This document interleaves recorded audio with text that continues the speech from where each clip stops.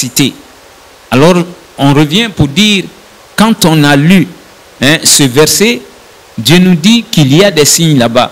Donc, autour de cette maison, Allah subhanahu wa ta'ala, il a d'autres signes. On a parlé de Zamzam, qui a jailli à cause de cette mère qui était une femme obéissante. Et Dieu a fait que le prophète nous a défini cette eau, Zamzam lima shuribalahu. Il dit que Zamzam peut être bu pour tout ce dont vous avez comme souci. Alors si vous buvez cette eau pour que ça remplace la nourriture, Dieu le fera pour vous. Vous la buvez pour être soigné d'une maladie, Dieu vous guérira. Vous la buvez même pour que Dieu vous donne la solution à un problème donné, Dieu vous donnera la solution. Subhanallah. Et donc Allah subhanahu wa ta'ala a fait que cette eau-là se trouve autour de cette maison. Quand Dieu nous dit, quand on entre, on trouve des signes là-bas. Et parmi les signes aussi, il y a ce qui est appelé El Hajar al-Aswad. Et cette pierre-là qui est venue du paradis. Le prophète va nous dire, quand c'est descendu, pour que ce soit placé, ancré en la Kaaba, c'était comme une pierre blanche. Mais aujourd'hui, elle est devenue noire parce que chaque fois que les gens, les humains viennent et qui font le tour de la Kaaba dans leur tawaf, ils vont toucher. Et c'est à partir de notre toucher que ça a été noir à cause des péchés. Et donc Allah subhanahu wa ta'ala, il va laisser le prophète nous donner cela comme information.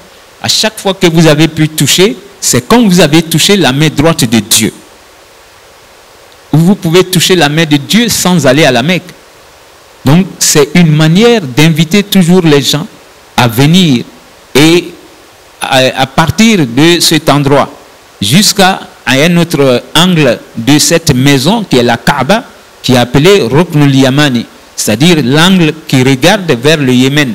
Donc de Ruknul Yamani jusqu'à Hajar al-Aswad, cet espace-là, le prophète va nous dire, Dieu a placé 70 anges là-bas et ils ne font que dire Amin, Amin, Amin.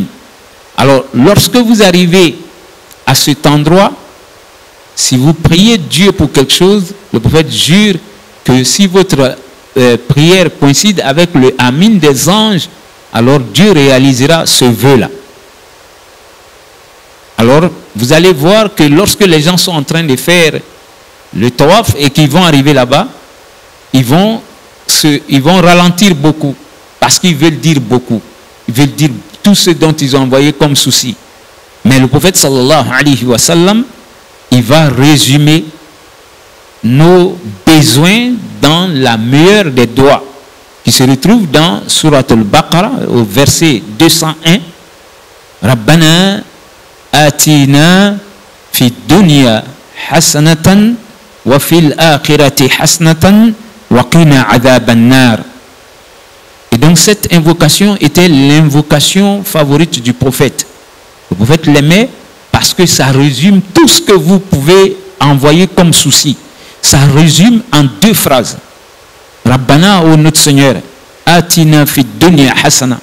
Seigneur, donne-nous le bonheur de cette vie de dunya. Wa fil akhirati hasana. Seigneur, accorde-nous aussi le bonheur de l'au-delà. Wa qina adhaban nar. Et protège-nous contre l'enfer. Donc, le bonheur d'ici-bas, chacun peut avoir son, si vous voulez, sa compréhension du bonheur. Et Dieu connaît mieux que nous tous. Toi, ton bonheur peut être que tu veux avoir, c'est-à-dire une maison, tu veux avoir un bon boulot, tu veux avoir une femme ou bien un mari, tu veux. Donc, ce qui est bonheur pour toi, Dieu connaît mieux que toi-même. Voilà. Alors, le bonheur de l'au-delà, c'est que le jour de la résurrection, lorsque tu vas te présenter devant les anges qui doivent venir te remettre tes bienfaits et tes méfaits, chacun souhaiterait que ton livre de record soit remis par la main droite. Et après, on va venir peser tes bienfaits et méfaits aussi à la balance. Chacun souhaiterait que vraiment mes bienfaits soient plus lourds que mes méfaits pour que je puisse dépasser aussi cette station de Yom al-Qiyamah. Alors, quand on va monter sur le Sirat, comment je vais traverser le Sirat? Ça aussi, c'est un souci. Donc, le bonheur de l'au-delà, wallahi, c'est Dieu qui le connaît. Les endroits où chacun aura peur pour soi-même. tu vas même oublier tes parents, tu vas oublier tes géniteurs, tu vas oublier ta femme, tes enfants, tu vas tout oublier, tu voudrais que toi-même tu passes d'abord. Donc quand on va arriver là-bas, Seigneur, je veux que tu m'accordes ton bonheur qui est que je sois parmi ceux qui vont rire et sourire dans ces endroits-là. Donc, et ensuite maintenant, m'accorder même ton pardon le jour de la résurrection et me donner le paradis. Parce qu'on vient vivre ici pour qu'on soit jugé demain et qu'on puisse avoir le paradis. Donc ça, c'est quelque chose qui est meilleur que Dunya et tout ce que Dunya contient. Donc tout se retrouve dans ces deux phrases-là. Et le prophète sallallahu alayhi wa sallam, il aimait les dire parce que Dieu est le créateur, il est le sachant. Puisque si toi tu veux commencer à citer ce qui t'a amené à la Mecque, tu ne vas même pas finir ton tawaf. Voilà, c'est pourquoi c'est bon de connaître Rabbana atina fi dunya hasanatan wa fil akhirati hasanatan wa qina adhaban nar. Et on peut ajouter là-dessus, Seigneur, fais-nous entrer dans le paradis avec tes pieux serviteurs.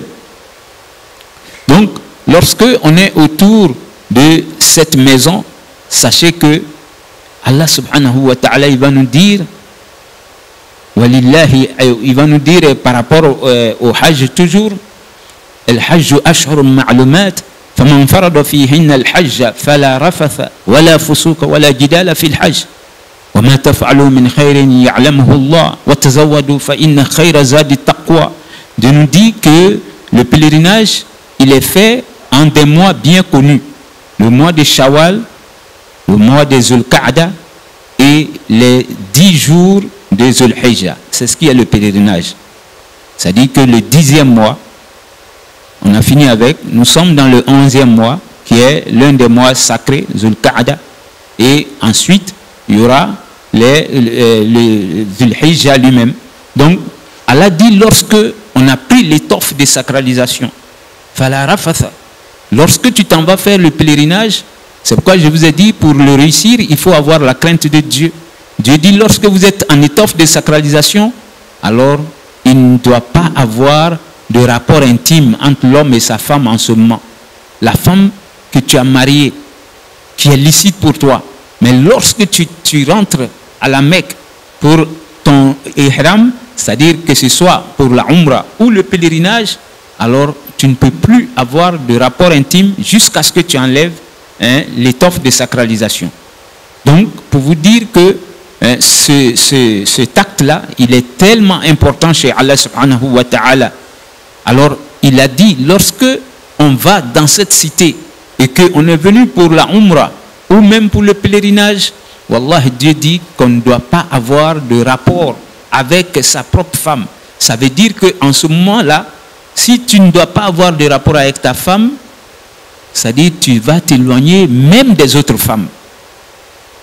Et il y a la sagesse derrière. La sagesse est que lorsque on vient là-bas et qu'on doit faire le tawaf de cette maison, on est, si vous voulez, on est mixé. Les hommes et les femmes vont être entremêlés autour de cette maison. Subhanallah. Au moment où tu es en train de faire ton tawaf, tu peux être couché, c'est-à-dire sur le dos d'une femme, une autre femme peut être couchée aussi sur ton dos, et vous êtes en train, chacun en train de faire son tawaf, en train d'appeler Allah subhanahu wa ta'ala. Tu oublies même que c'est une femme qui est devant toi. Tu oublies que c'est une femme qui est devant toi parce que ton esprit n'est plus sur ça. Parce que si Dieu ne l'avait pas dit, ça dit, tu trouves que les hommes sont tellement mélangés en ce moment que tout pouvait arriver même autour de cette maison-là. Donc, Dieu, il a fait exprès, il va dire, lorsque vous êtes dans cet état-là, alors éloignez-vous de votre femme. Ça veut dire que la femme aussi peut être couchée sur le dos d'un homme. Elle ne peut même pas imaginer si c'est un homme ou une femme. C'est pourquoi j'ai dit, lorsqu'il est l'heure de la prière, vous verrez que les gens vont s'arrêter, ils sont mélangés. Tu trouves 10 femmes ici, et tu trouves un rang de femmes ici, un rang d'hommes ici, derrière. Donc les gens vont prier parce qu'ils veulent veulent adorer Allah subhanahu wa ta'ala. Donc Allah nous dit fala rafasa wala fusuqa wala jidala fil hajj. Et lorsque vous êtes en train d'adorer Dieu avec le pèlerinage ou la umrah, Allah vous dit aussi ne faites pas ce qui est prohibé par Dieu. Donc parmi ces choses-là, c'est le vol. Voilà, le vol, je l'ai dit parce que les gens ne peuvent pas imaginer, mais wallah, d'autres vont pour ça. Ils sont en train de faire le tour de la Kaaba et ils vont couper les sacs de ceux qui sont venus avec de l'argent. Et c'est avec ça, lui, il va se réjouir. Il est venu se faire maudire. Alors, souvent, il y a d'autres qui vont se trouver blessés parce que lui, il était tellement préoccupé en train de faire son tawaf. Il y avait tellement de monde. C'est après qu'il va constater qu'il est blessé parce que ceux qui viennent couper, ils peuvent le faire souvent avec des lames. Alors, peut-être qu'il n'a pas eu le sac à couper. On va couper la personne dont on voulait prendre le sac. Et c'est après que la personne se rend compte qu'elle est en train de saigner. Subhanallah. Donc Dieu, quand il nous dit, pas de palabres aussi, mais tu peux être en train de faire tes rites, quelqu'un va monter sur ton pied. Ce n'est pas fait par exprès. C'est pourquoi souvent, ceux qui sont piétinés, au lieu qu'on leur demande pardon, c'est eux-mêmes qui vont demander pardon. C'est pourquoi si tu veux aller, on lui dit, il faut avoir beaucoup de patience, beaucoup d'endurance dans ton voyage. Parce que si tu es endurant, wallah, tu reviens clean, tu reviens propre. Au lieu d'aller faire palabre et boxer les gens parce qu'ils ont marché sur toi, peut-être qu'avant que toi-même tu ne finisses aussi, tu vas marcher sur quelqu'un d'autre. Donc si quelqu'un a marché sur toi, tu retires ton pied et tu lui demandes même pardon. Et c'est là que tu vois l'amour entre les vrais croyants. C'est-à-dire quelqu'un qui t'a piétiné, lui te demande pardon, toi-même tu es en train de lui demander pardon aussi parce que tu te dis que la personne est venue adorer Dieu. Et peut-être que c'est moi qui l'ai bousculé, c'est pourquoi il est monté sur moi. Donc, alhamdulillah, c'est-à-dire tu vois la vraie fraternité entre les croyants, souvent qui ne parlent même pas la même langue, qui ne sont pas de même pays, mais qui vont s'aimer parce qu'ils sont venus pour la même cause. Ils sont en train de faire le tawaf ou ils sont en train de parcourir entre Safa et Marwa. Et tout ça pour plaire à Allah subhanahu wa ta'ala. Donc ça nous amène à dire le Hajj, c'est le 5e pilier de notre religion qui est une obligation que Dieu a imposée à ceux qui en ont les moyens. Donc, qu'Allah subhanahu wa ta'ala nous donne des moyens qui sont sains. Parce que pour que tu puisses partir, soit c'est toi-même qui vas prendre de ton argent pour y aller, ça c'est la meilleure des choses, parce que personne ne sait, si toi tu as les moyens, c'est toi qui vas regarder dans ton épargne et te décider entre toi et Allah et tu vas y aller. Par contre, si quelqu'un t'a donné l'opportunité, alhamdulillah. Donc, Allah subhanahu wa ta'ala, il va faire que nous, qui partons de notre pays ici, on aime faire le tamato. Parce que le pèlerinage, il est en différentes sortes. Vous avez eu ces explications-là en classe. Alors, ce que nous on fait, c'est le tamato.